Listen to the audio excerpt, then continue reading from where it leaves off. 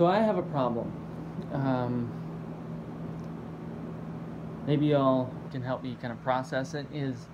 I've been noticing, maybe it's just my feed, maybe it's just the algorithms that kind of feed me content, it's social media, but I've been seeing a lot of stuff about, like memes and stuff, usually like jokes, pranks, stuff like that, where it's referring to, and I'm going to use one of them for the thumbnail on this video, to people in their 20s as boys, as a boy being children, right?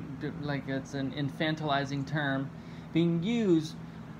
In one instance, the one that really kind of tipped me over on this is a 24-year-old boy. I was 23 years old when I got married. And so you're like, add 1 year, still considered a boy. Now, that annoys me because, quite simply, there's no excuse to be referring to someone that's already almost halfway into their second decade of existence as a boy unless they're behaving like a child. And that disturbs me. There is no excuse why someone that is that old should have the behavioral markings of a child. None whatsoever.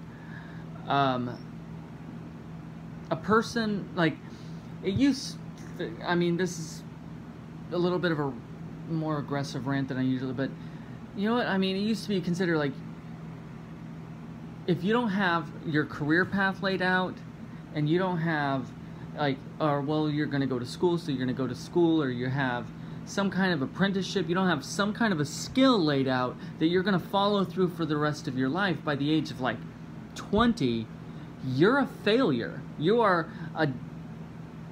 deserve to be despised at that point.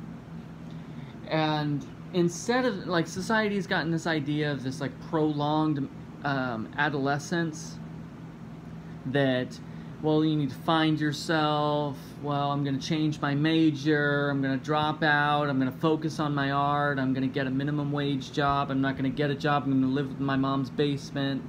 This weird, amorphous, whatever it is, period of male process, whatever it is, kind of subsidized immasculinity, I guess is what I'm going to call it. That might be my title now. Subsidized immasculinity, where boys are permitted to not grow up, not take responsibility, not move forward and progress as humans. And it disturbs me, because I worked with teenagers for a decade and a half, almost 2 decades, working in, like, various different contexts, and the only difference between a kid who grows up and becomes a productive member of society and one who doesn't is the involvement of people in that kid's life. The discipline of the people, the adults, the ones who are supposed to be the adults, carry the mantle and the responsibility of adulthood in that kid's life, being like, no, stop leaving your laundry on the floor, pick it up, put it in the basket, stop waiting for your mother to come along and clean your room for you. No, stop.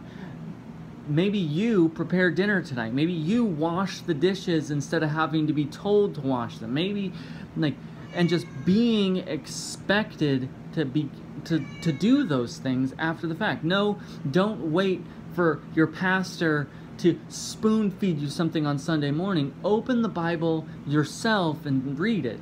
Don't wait for your English assignments to become due tomorrow to start working on them. Do them, and then when they're, like, and turn them in ahead of time, or just, like, no, that's your job. That's your job. Now take advantage of your, like, take responsibility for your job. So,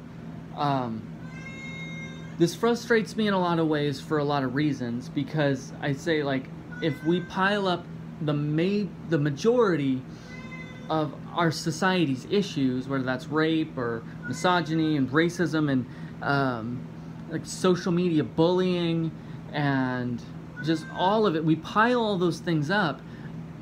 All of them, no exceptions, all of them can be laid at the feet of these immature, adolescent, stupid, selfish boys that are 24 years old.